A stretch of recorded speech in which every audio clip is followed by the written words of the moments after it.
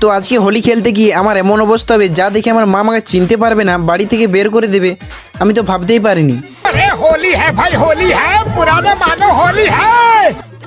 তো সকাল সকাল ভাবলাম একটু বেরিয়ে 2-4 জনকে রং লাগিয়ে আসবো, কিন্তু পাড়ার ছেলেরা আমাকে এমনভাবে রং দিল যেন মনে হচ্ছে আমাকে রঙের বালতিতে ডুবিয়ে তুলেছে।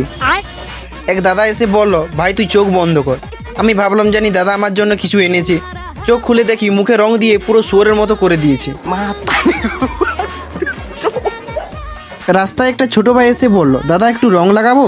আমি বললাম হ্যাঁ রে লাগা। সে এমনভাবে রং লাগালো মনে হলো আমার মুখের ওপর পেন্টিং করে দিয়ে চলে গেছে।